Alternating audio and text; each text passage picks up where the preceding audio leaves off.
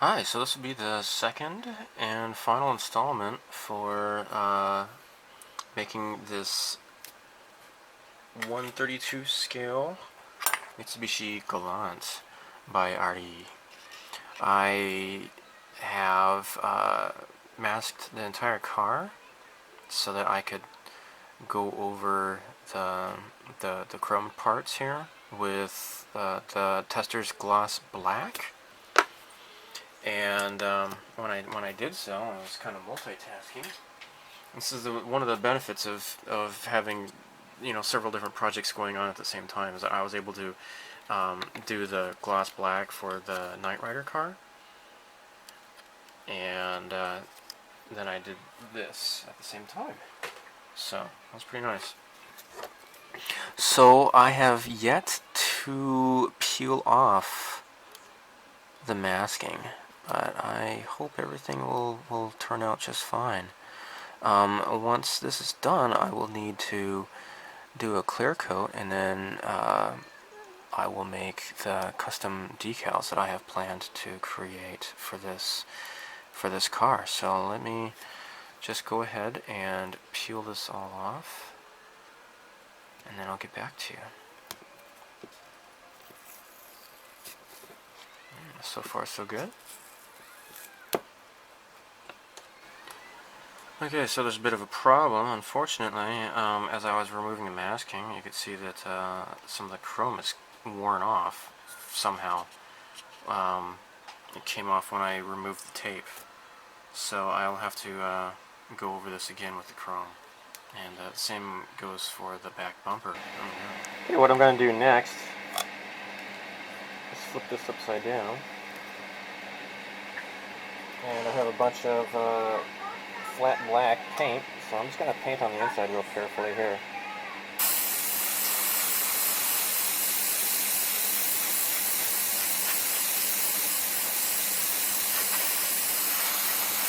And get the inside of the car.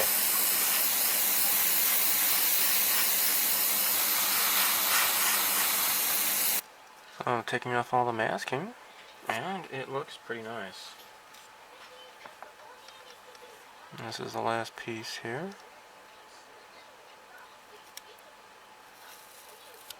Masking is mostly clean. And as with the larger Galant model that I had put together, alright, here you can see how it's uneven. I think what I can do is just get my X-Acto knife and just kind of scrape, very gently scrape the excess off here, and it should kind of flake off if I'm careful and not damage the yellow paint. See, I'm already doing some progress, a little bit here. This side looks pretty clean. I like this. And here it's mostly okay. So it'll just take a little bit of some fine detail work, but I should get it done. Okay, so in this box I have been protecting the final coat of Future. And while it's not totally perfect, it's pretty nice. What I might do is just kind of use some polishing compound. And the decals are, they look okay. They kind of got a little bit screwed up, but they're okay. I mean, they're so tiny, they're hardly noticeable anyways. So what I suppose I could do is remove the masking tape off of the chrome, and I think some of the chrome may have rubbed off. It's possible I'd probably have to reshoot some Alclad for like the third time, unfortunately. I don't know. I'll see how it looks.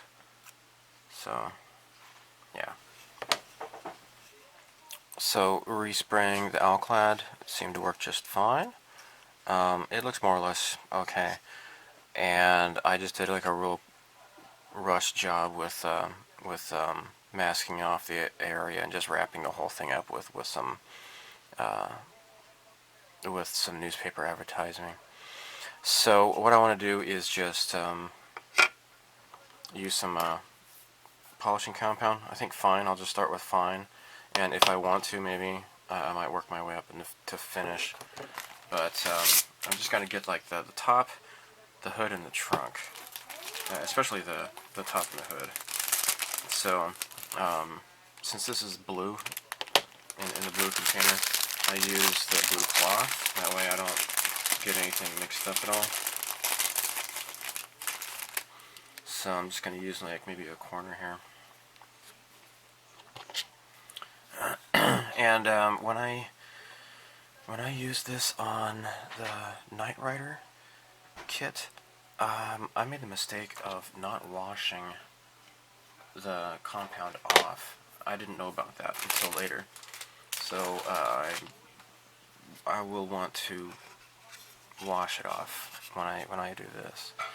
So it's just it's not really that bad, but I just got like some dimples, and you know, I just want to kind of work this a little bit, see if I can make it look a little bit nicer. Let me smooth it out just ever so slightly at least.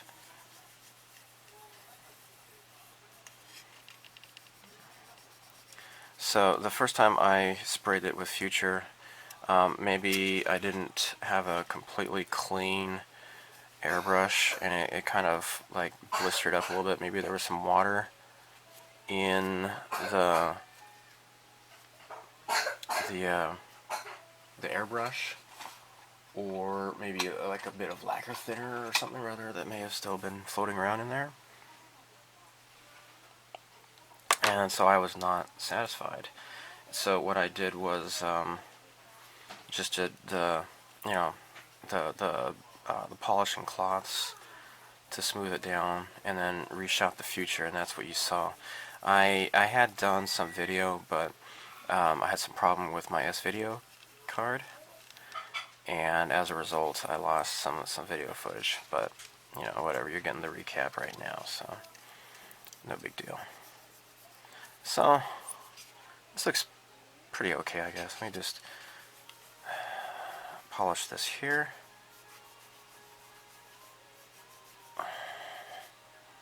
And then it's not totally smooth, but I guess it's okay.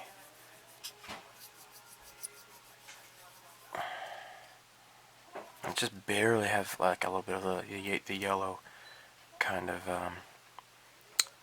rubbed off there from before.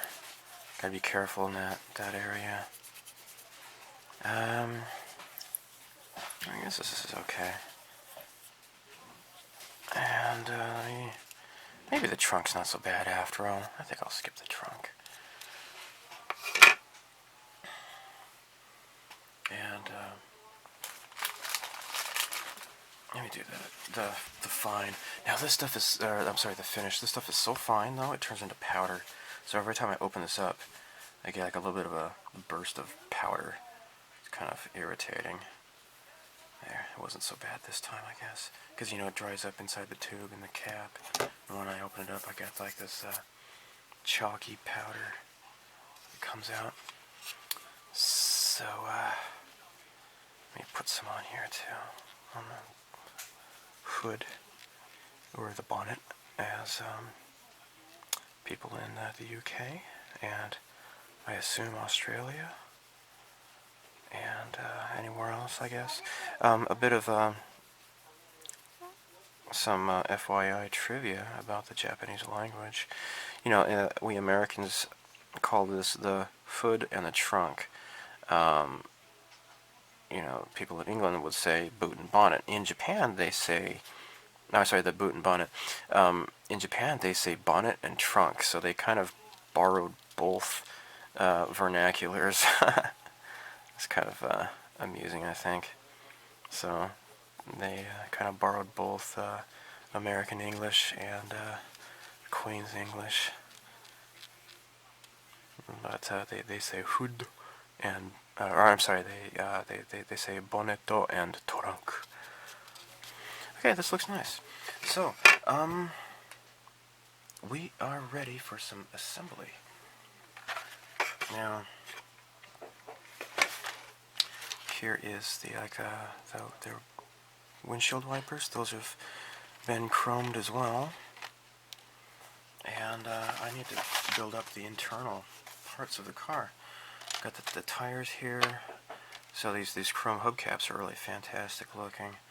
Yeah, everything is just the way I left it, really. It's been a while since I've really touched this. And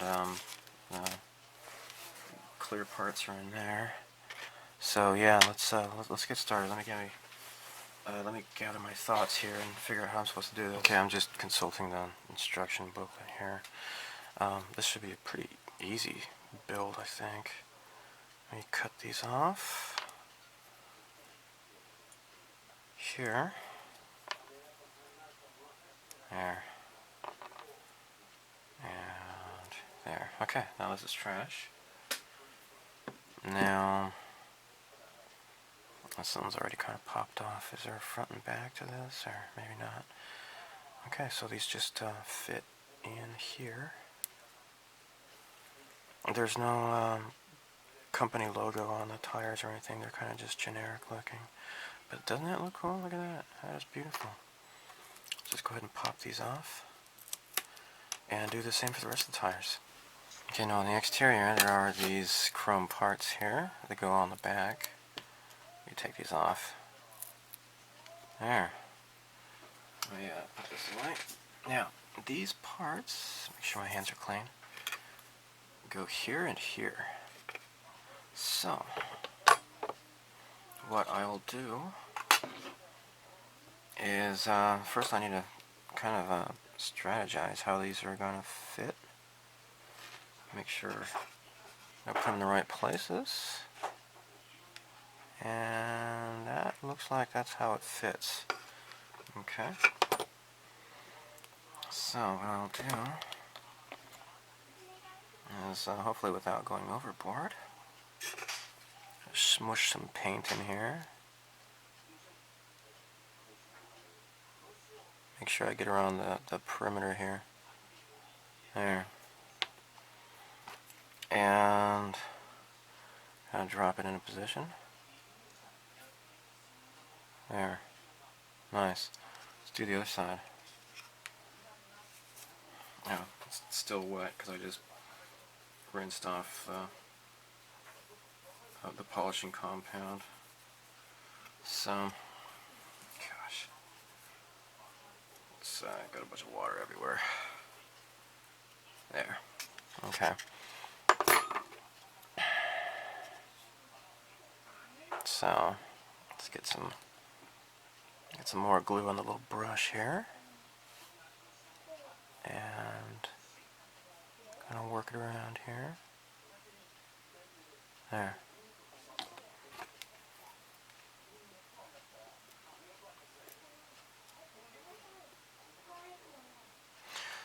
You know, unfortunately, because of the car inspection, the mandatory car inspections, you know, they kind of price people into, you know, forcing them into buying newer cars, so you don't really see, you know, classic cars very often here in Japan.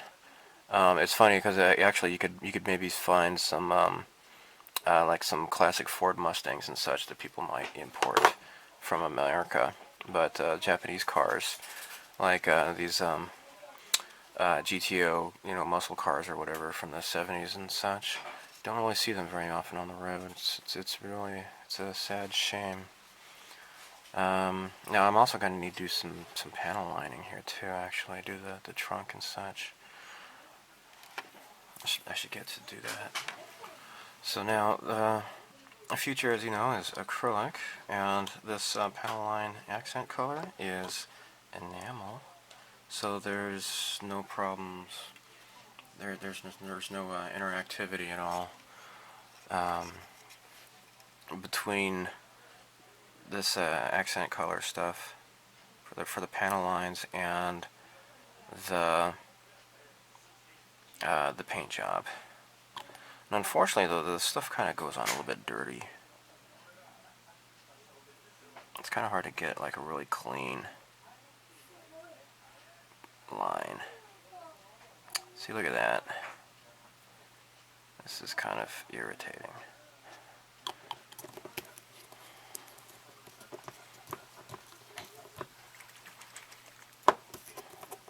Kind of really irritating.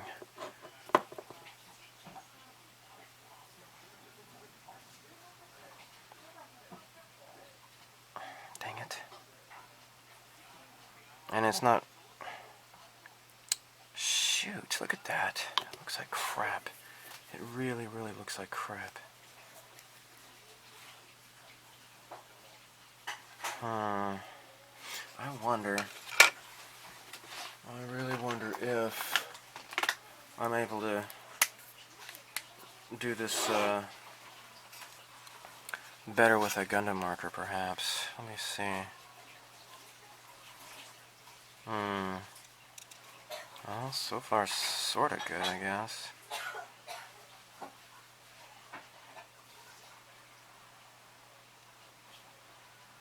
Okay.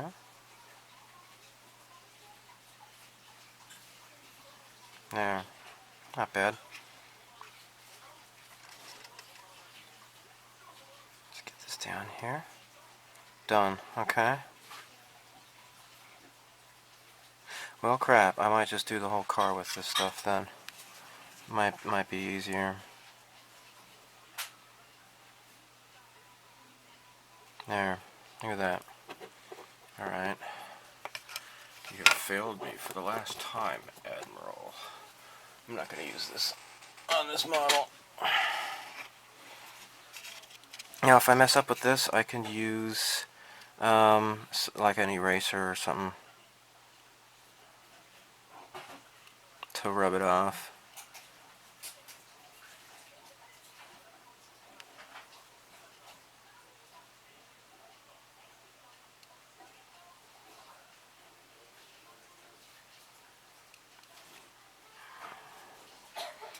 Yeah.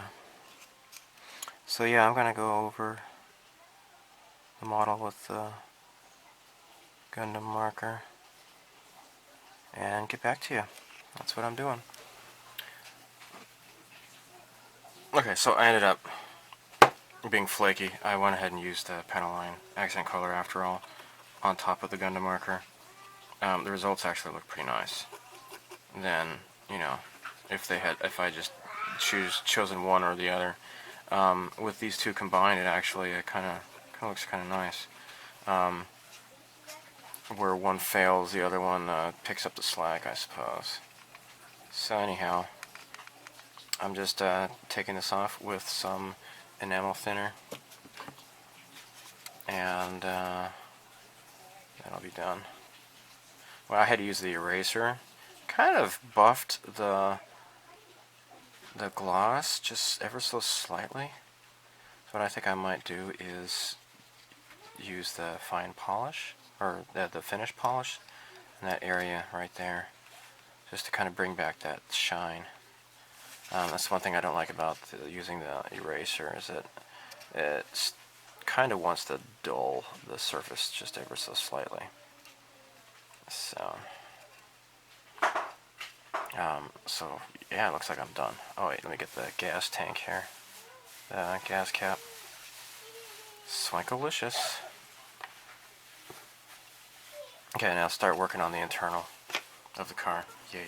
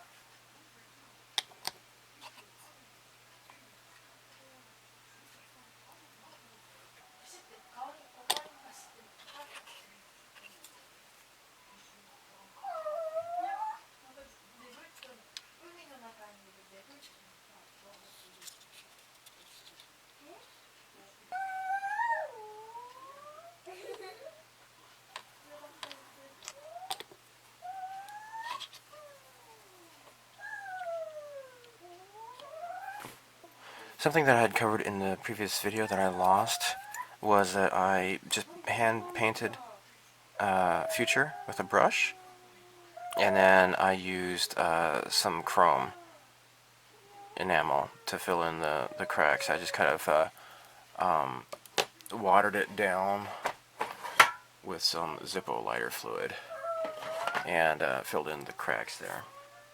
So what I need to do is attach the steering wheel. I haven't done that yet. It's still actually on the runner. And I'll have to just do some black paint just to do some little touch up right there and attach it here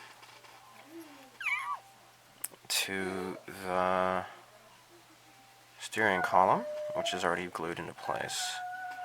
So I go ahead and stick some glue here.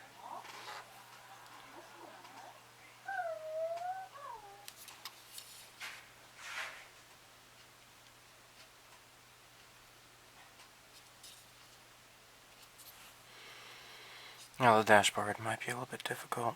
It just kind of perches on this piece here. So I filed off the paint and just gonna let this rest here.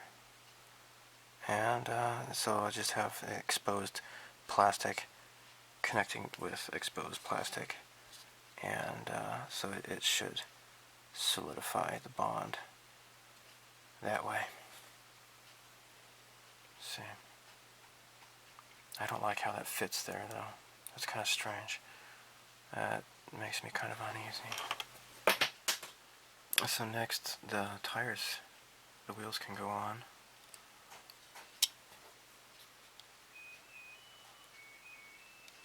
Hopefully, without busting anything.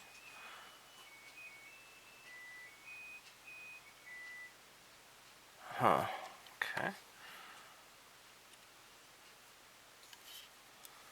And it's better just to have it on both ends, I suppose, and push at the same time.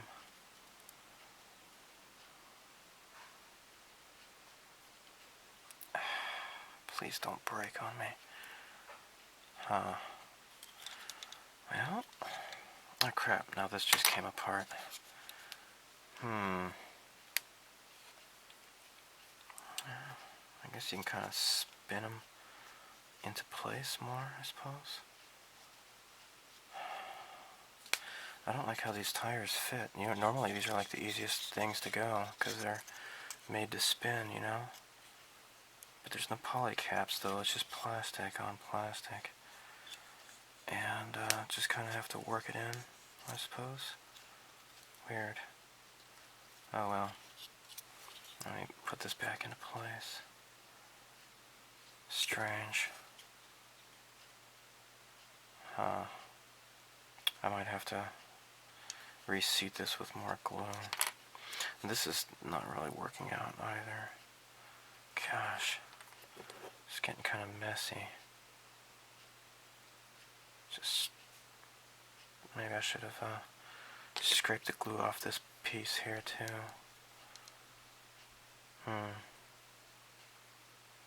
So it just kind of sits there,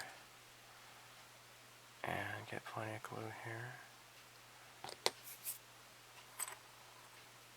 And then this just perches on there. No sir, I don't like it.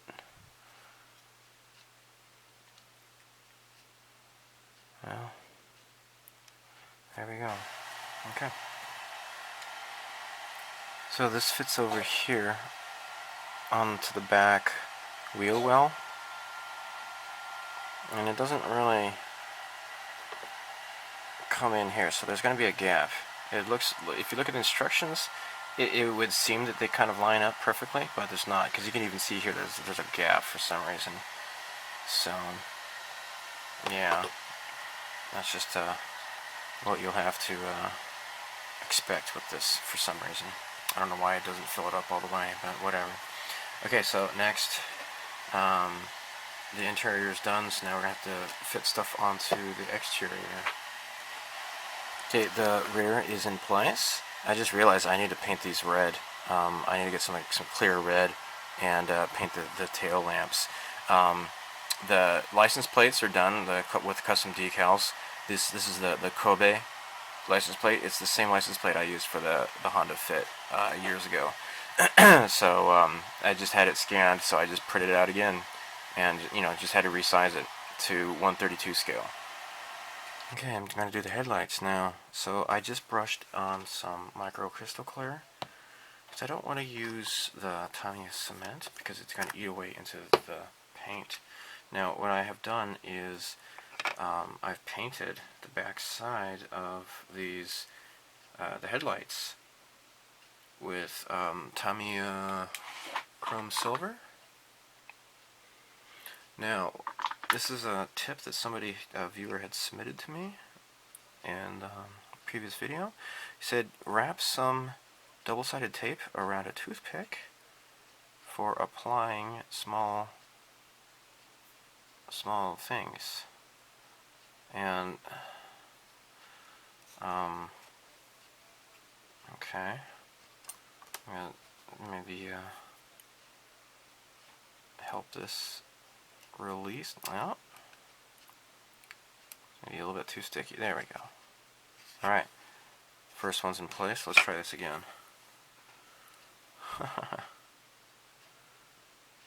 Just let that just be sticky.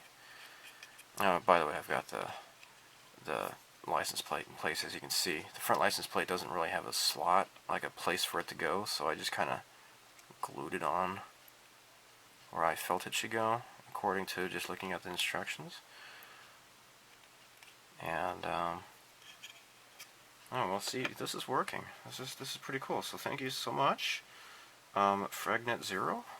He goes by the name Fragnet Zero. Thank you so much for watching my videos and for giving me a useful tip like this. This is a really nice way to go. Getting these troublesome headlights into place here. So yeah, the crystal clear should not affect the glue, or I'm sorry, the paint. And actually the paint I just painted in just about like a half hour or so ago, so it's not even dry yet. Hasn't even fully cured. But I'm sure that since it's just pure white glue, it's it's not really offensive, so it should be okay. Now I do have these little places here where the rearview mirrors are going to go. I use my X-Acto knife to scrape away the paint to expose the bare plastic, and that's going to go on last because these are probably going to be like really delicate, I think. So next part is going to be the glass, and so it's going to go like this, obviously. So let's just kind of let it fall into place here and see how it looks, how it might supposed to go. That looks great, just the way it is. So I might want to put a bunch of glue here, and then it doesn't really. The contour is a little bit different than what I would expect. See, I want it to come in like this, though.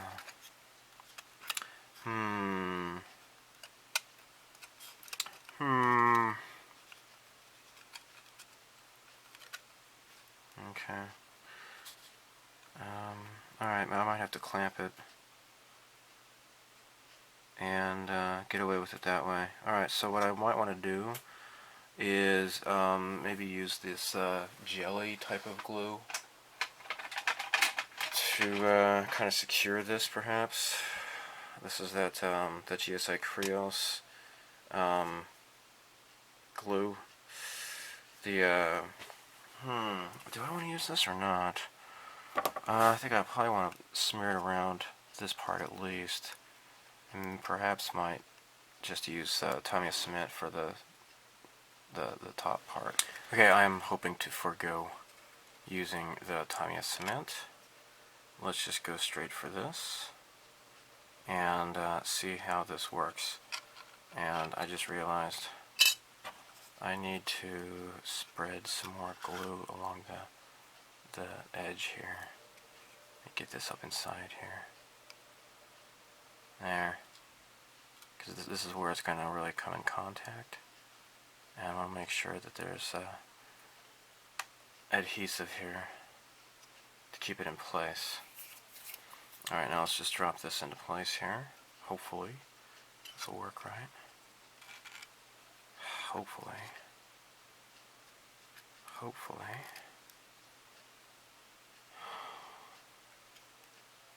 Okay. Now I'm just going to smush this. So the reason why I chose this is because it's a jelly, it's just kind of like just globular, and it's not really like very liquidy like this is. And second of all, you know, this is probably going to attack the paint, and I don't want that. And this was probably not going to touch the paint. I can't remember if this was enamel or what. I don't know. On the inside here, I can't remember. Maybe it was acrylic. Don't think it was lacquer. It's either one of the two. So there we go. This is nice, dudes. Holy crap, my lovelies. This is great. I think we're almost done here. The windshield wipers are next. Yes, windshield wipers. Okay, so these just go in the hole here.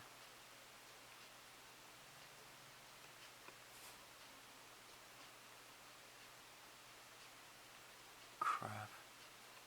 There. Shoot. Are these the same? I think they're the same. They're identical to each other, I guess. I'm just using the jelly glue here. I might. Oh! Did you see that? It just fell through. Crap. Alicious. Ah. Alright, I'm gonna have to clamp this, I think. Clamping would be good, I believe. Crapatronic. Don't do this to me. Let's get some clamps. Clamp. Clamp. There. Okay, let's try this, let's try this again here.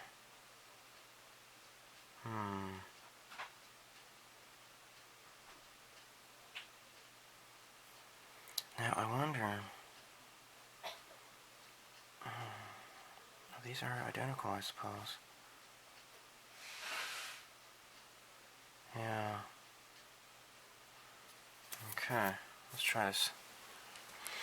Okay, I got the thing to fit together. Unfortunately, this kind of cracked open a little bit, so it doesn't fit as flush as on this side. That kind of came apart a little bit, but there's nothing really I can do at this point. And now this tire wants to come off. Gosh, don't make me mad, please. Alright, and on top of that, this stuff back here kind of got loose. I need to try to re-glue this crap too. See that? Crap. Yeah, so this didn't want to really snap together very easily. And the instructions are a little bit lacking in that regard. It doesn't say to do the front first and then the back after that, or vice versa. I would say do the back first and then do the front. But even still, this kind of came open a little bit, but it doesn't look so bad. So now here we are, we're done. Although I can't say we're totally done though. I need to attach these tiny little rearview mirrors, and then I'm done. So let me take a look at this. Now these are kind of chrome parts, and I might need to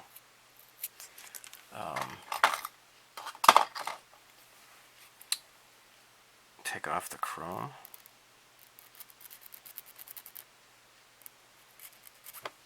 There, I'm going to expose some plastic there, and where's the other one? Expose this plastic here too. just to make sure that the plastic's going to fuse together properly. Does this sit straight? Crap. Just please behave. Okay, I guess it's okay.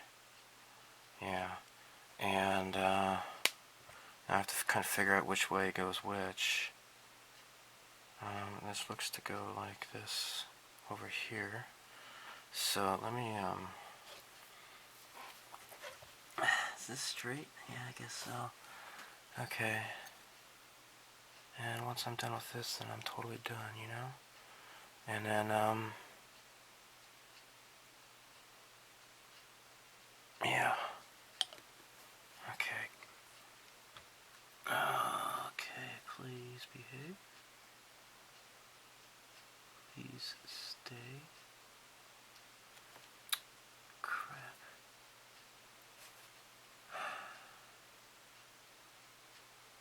Just have to hold it here, I guess. This is gonna be a test of patience. Alright, I'll get back to you. Okay, it's done. So, I'm just gonna have to let the glue dry. But I'm finished. This is really great. So let me just put together a bit of a slideshow, take a bunch of pictures, and show you the finished result. So this is a pretty, fairly simple kit. It's kind of a mix of old and new, I suppose. I mean, it's not that old of a kit, I don't think. I don't know how long this has been around, but it's it certainly is designed well. It's maybe, not really advanced, but it's just slightly intermediate level, I suppose. It's not too challenging.